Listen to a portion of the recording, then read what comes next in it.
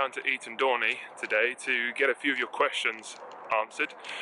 I've been asked a lot of the same questions over social media, all around the theme of pain, around the theme of ergos, both short distance and long distance. Everyone wants to know, how do we cope with pain? How do we pace, say, a shorter distance ergo like the 2,000 metres to a longer distance ergo, say a 5,000 metres or even a 30-minute? How I've developed as an athlete. Do I find rowing easier now than when I was a schoolboy? And I thought I could answer them, or I could get an absolute legend to answer them for you. So I reached out to Sir Matthew Pinsent. He very graciously accepted. This question we've had is from a bunch of juniors, and they'd like to know, I guess, your coping mechanisms. How would you cope for a long distance ergo or a short distance ergo? So the answer to coping is you've got to really bore down into what you want to achieve, whether that's a score on the ergo, a medal, a win, to win a race, feeling of success when you achieve any of those things. And so right at the heart of it, you've got to remember why you're there and how much you want to win, or how much you want to do well.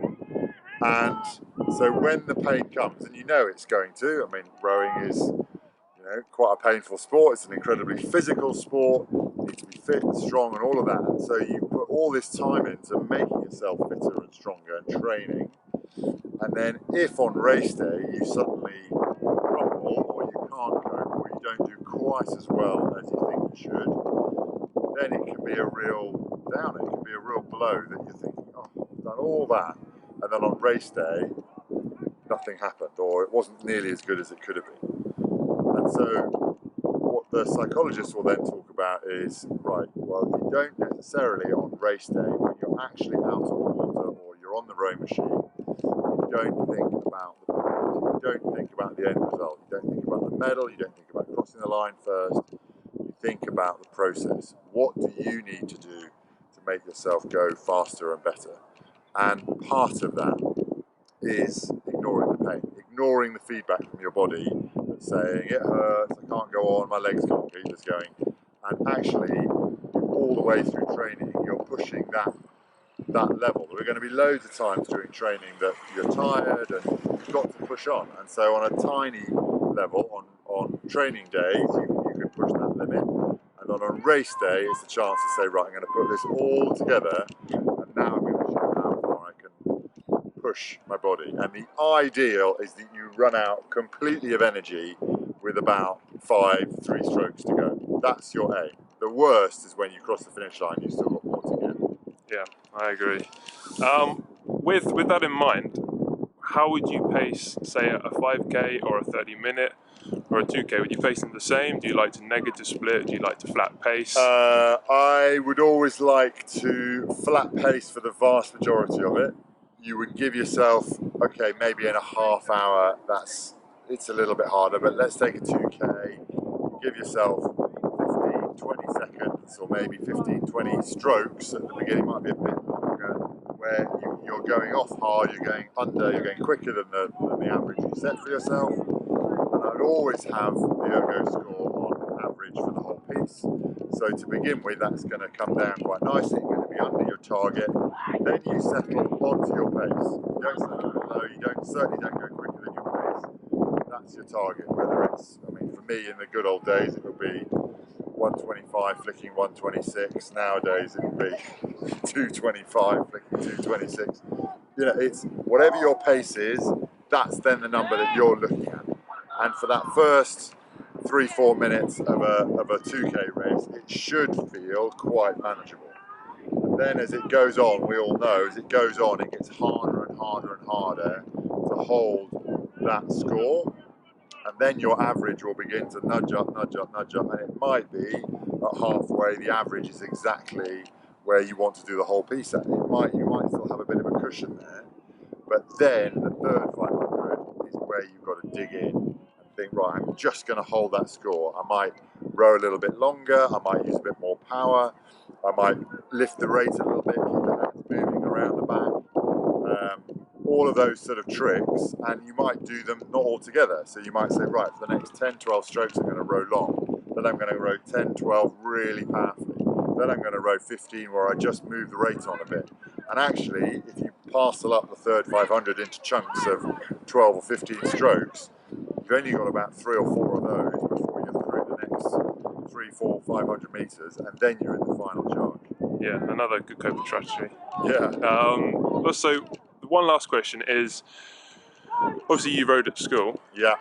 How, and I guess when did you realise your potential? I know there's a lot of kids sort of younger ages who are a lot smaller than the other guys in their years.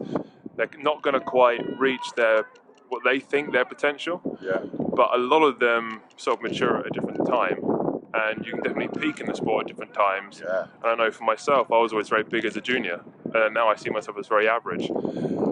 So was there a time when you were a school kid coming into the senior team where were you always at the top level, or was there a moment where it all suddenly changed and you started to click into a rhythm where you could start pushing yourself harder, you started seeing better scores? I think to begin with, right, the first time I rode, the first 2 or 3 years, it was quite a slow learning curve. I was big for my age but clumsy.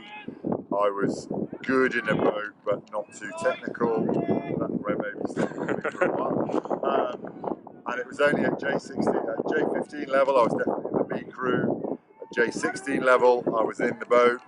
And then the last 2 years at school there was a sort of sudden acceleration because I was developing physically, not necessarily getting taller as much as broader, and all the training was beginning to pay off, and more important than anything, I was getting better.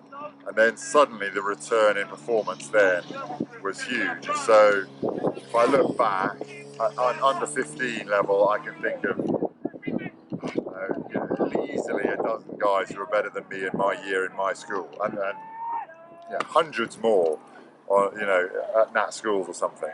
By J16 level, that might have been down to, dozens more. And then by the time I finished school, I was in the top junior boat, and in that year it was a pair. So it was that sort of, it was putting all the bits together, and you can't expect to get it right from the beginning. No one is going to be the most outstanding oarsman or woman at the age of 14 and hold that level through 15, 16, all the way up. It just, Steve Redgrave didn't do it, I didn't do it, none of the Olympic champions we produced in the past have been that dominant all the way through. It's a learned skill. You acquire these things. So it doesn't, within a reasonable parameter, it doesn't matter where you start, it's how you learn and how you accelerate and your desire to do well and your ability to be coached. That's important. I knew plenty of talented guys who were just impossible to coach. They just didn't want to learn. They thought they knew it all. A bit